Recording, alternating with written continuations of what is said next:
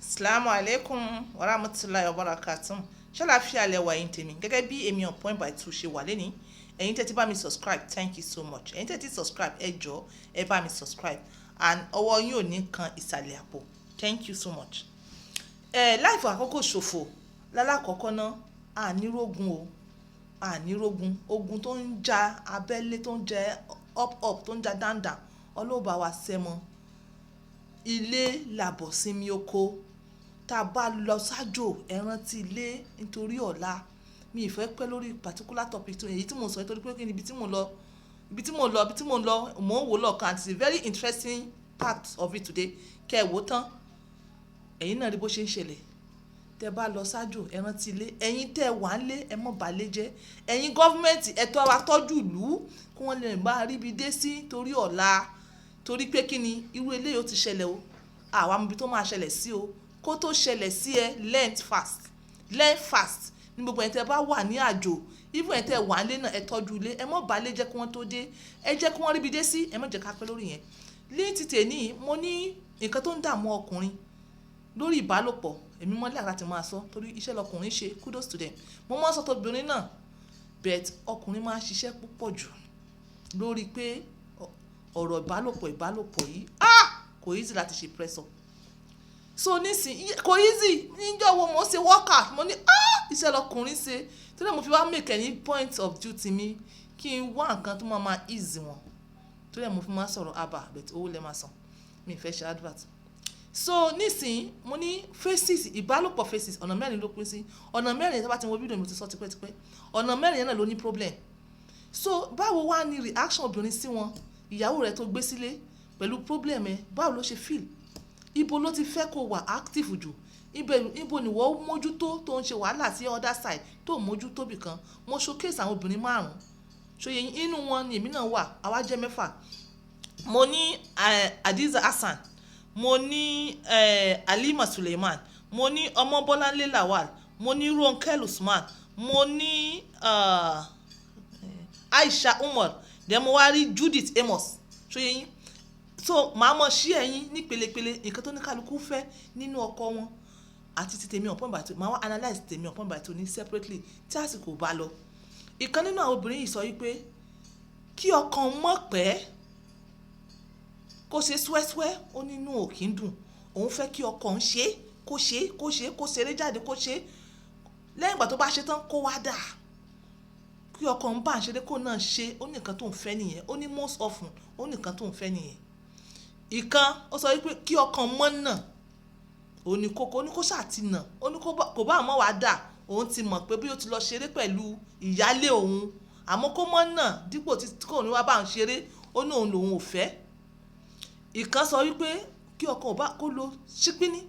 ìwọ̀nba ṣípíní ó ní túláàsì ní kó dà ó ní tó ọkùnrin ó ní tí ọkọ òun ò bá dà ó ní òun máa feel bad ó ní tí ọkọ òun ò bá dà òun máa feel bad bí ẹni pé àbó òun ò dùn ni àbọ̀ kan ti lọ ṣèrànú ta ni òun máa bẹ̀rẹ̀ sí ní investigate fóònù ẹ̀ òun máa bẹ̀rẹ̀ sí ní ṣe up and down ṣóyè yín pé òun máa ń dààmú lọ́kàn ṣóyè yín so oníkálukú ló ní varieties ìkan sọ wípé òun ò fẹ́ kọ́kọ́ ń bá ń ṣeré tó jẹ́ wípé kò ní béèrè lọ́wọ́ pé ṣó tẹ̀hún lọ́rùn àbí kò tẹ̀hún lọ́rùn oníkálukú obìnrin ló ní want tó yẹ yín so tẹ bá wá wo nǹkan tí mo sọ yìí ó pín lórí beginning to the end àwọn ọkùnrin míì wọn ò ní hànjì yẹn mọ́ ìkan sọ wípé òun ò jù sí ọkọ òun ò jù ó ní aṣebi pé òun ò rí òun ó ní máa fi òun kalẹ̀ wẹ̀ o 3 months 4 months kó tó wá ara ẹ̀ tó wá ó ní kíní yẹn ń dà ń lọ́kàn rú so nísìnyí mo ti sọ nílẹ̀ mo ti kọ́ yín jọ̀wọ́ mo ní kó tó di pé ẹ jù sí ọkọ yín ẹ kọ́kọ́ study atmosphere ẹ wo mood ọkọ yín but ẹ̀yin ọkùnrin míì mood yín wà okay kò rìn súnmọ́ yín rí ṣe ẹ̀yin náà mọ̀ pé is a kind of dysfunction it's not okay gbogbo ẹ̀ ní problem gbogbo ẹ̀ náà ni mo sọ pé agbára Ọlọ́run dẹ̀ ká so ìwọ o ní láti study ìyàwó ẹ pé ibo ni ìyàwó rẹ kù sí, kí ló fẹ́, ṣé ó fẹ́ kó mọ̀ pẹ́ ni, ṣé ó fẹ́ kó mọ̀ tètè dá ni, ṣé kò fẹ́ kó dá ni, ó fẹ́ kó nà ni, ó fẹ́ kó mọ̀ sábà mọ̀ sátẹ̀lé òun ni, ó fẹ́ kó mọ̀ sáà mọ̀ ṣe flirty pẹ̀lú òun. Obìnrin ẹ bá kọ́ obìnrin lọ́dún ẹ̀dìjọ́ oníkálukú ló ní wọ́n ti wọn. Èmi on point by two, èmi mo mọ̀ fẹ́ kọ́kọ́ tèmi mọ̀ flirt pẹ̀lú mi tí ó yẹ yín kan nìyẹn. Then number two, ọkọ mi mo mọ̀ fẹ́ kí ó mọ̀ rí mi kó mọ̀ kára rẹ̀ mọ̀ charge. Mo dẹ̀ fẹ́ kọ́kọ́ mi ṣe tí ó yẹ yín fẹ́ kó pẹ́. Yes, mi fẹ́ 5 minutes, yes, àmọ́ kó dà. Ara dídà ni dùnnú ti tèmi. Kí ọkọ mi bá dà, kódà kí èmi on point mọ̀ dà, màá ní no problem, ó di next time. Bẹ́ẹ̀ kọ́kọ́ mi ti dà, kára rẹ̀ ti balẹ̀, ó ní ìdùnnú ti tèmi. Bẹ́ẹ̀ àwọn obìnrin míì wọ́n fẹ́ kí ọkọ wọn jẹ́ káwọn dà, kọ́kọ́ wọn dà, kó ṣeré lọ kó ṣeré bọ̀. O ní láti understand ìyàwó ẹ̀, kí ló fẹ́, irú level wo ló wà, kó tó di pé wàá kàn mọ́ wá 50 minutes káàkiri 100 hours 1 hour, yes, bóyá ìyàwó ẹ̀ bóyá 2 minutes ló fẹ́, ìwọ lọ ń wá kíní. Ẹ jẹ́ kí n sọ fún yín, agbára Ọlọ́run ká, agbára Ọlọ́run ká, mo fẹ́ pẹ́, mo fẹ́ di 20 minutes, obìnrin yìí dùn, mo fẹ́ pẹ́ lórí ẹ̀, mo ní agbára Ọlọ́run ká, mi ò wá ṣe advert kankan, ṣó yẹ yín. So nísìnyí kó tó di pé time lọ, nínú category àwọn ọkùnrin yìí náà a ní àwọn kan tó yẹ pé wọ́n normal, gbogbo faces tá a sọ yìí ó wà okay, but wọn ò kí ń rí àtọ̀dá, àtọ̀ wọn ń ṣẹ́ padà sẹ́yìn. Ó ní àwọn olóyìnbó wọ́n máa ń pè ní retrograde àtọ̀. Èmi ò mọ̀ bóyá mo gbà bóyá àtọ̀ ni o bẹ̀, èmi ò fẹ́ pè lóde olóyìnbó, ṣó yẹ yín. Mo fẹ́ tiẹ̀ start program lórí English, ṣó yẹ yín. Táwọn kò bá bínú kán bínú. Retrograde àtọ̀, that is àtọ̀ tí ò jáde lẹ́nu okó tó padà sẹ́yìn tó bá tọ̀ jáde. Ṣó yẹ yín, ó ní valve kan tó ń control ìtọ̀, tó ń control àtọ̀. Tó bá ti di pé ó ti slack tó open, kò ní lè control ẹ̀ mọ́, nítorí kó jáde as àtọ̀ ó padà sínú ìtọ̀. Ìgbà mi lẹ máa rí pé ìtọ̀ yín ó wà cloudy. Kí ni ó ṣẹlẹ̀ bẹ́ẹ̀ yẹn o, ó nídìí. Kò sí ju àwọn sickness tá a máa ń sọ yẹn lọ. Ó lè jẹ́ diabetes, ó lè jẹ́ prostate enlargement, ó lè jẹ́ oògùn tí wọ́n ń lò fún wọn, ó lè jẹ́ Parkinson disease, ó lè jẹ́ kí lórúkọ ẹ̀, multiple sclerosis. So ó lè jẹ́ gbogbo àwọn in as much as ó ti damage nerves, muscle kan tó ń contrast neck, bladder, definitely bó ṣe máa ṣẹlẹ̀ nìyẹn. Tó bá wá notice as a person tó rí pé bóyá medications ló fà á, tó rí pé medications wọ́n fún ẹ ló fà á, kò sí nǹkan tí wàá ṣe ni pé àwọn tí wọ́n bẹ̀rẹ̀ medication yẹn lọ bá wọn, bóyá wọ́n lè change ẹ̀ fún ẹ, àbí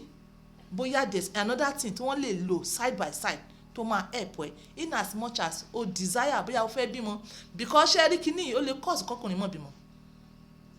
ó lè cause kọkùnrin mọ́ bímọ, ṣó yẹ yín. Bẹ́ẹ̀ kò kí ń ṣe pé tó bá yẹ pé ò ní disease kankan kò lè cause any health issues, kò lè. Bẹ́ẹ̀ tó bá desire ọmọ bíbí, obìnrin tó ṣáà ń bá sùn ó máa fẹ́ kó sọ pé nǹkan tó dà lélẹ̀, kíní dẹ̀ lè fà á kó yẹ pé ẹ bá dà gan àtọ̀ díẹ̀ náà olúmọ wá.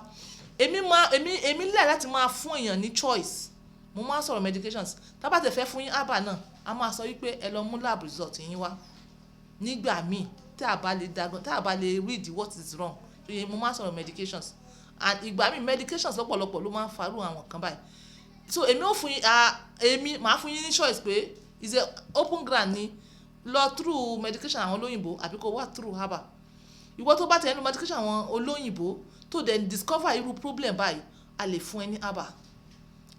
herbal, but nevertheless o lè write ti àwọn tó fún ẹ ní treatment at the first instance lọ pé bóyá ó ní nǹkan àbí méjì tí wọ́n lè sọ fún ẹ, tí wọ́n lè bá ẹ hard àbí tí wọ́n lè bá ẹ correct. So program yìí dẹ́lẹ́ lórí pé ẹ̀yin èèyàn ẹ check ẹ mọ́rú ìyàwó yín kó tó di pé ẹ máa wá nǹkan tí ò sọnù ká. Gbogbo ẹ̀yin tí ẹ sọ pé ẹ ṣe ẹ̀dá, possibility wà pé àtọ̀ yín ó ń bá tọ̀ lọ. Ẹ need láti identify pé kí ló ń ṣẹlẹ̀. Tẹ́ bá ti tọ̀ ẹ̀yin náà ó rí pé ó rí colour bákan, so kò sí problem, a máa bá yín fi herbal, a máa bá yín fi correct ẹ̀. This is on point by two, using my words for others. Ogun ò ní kó wa lọ, ẹ̀yin alágbára ilé ẹ dákun ẹ ṣàánú. Bye for now.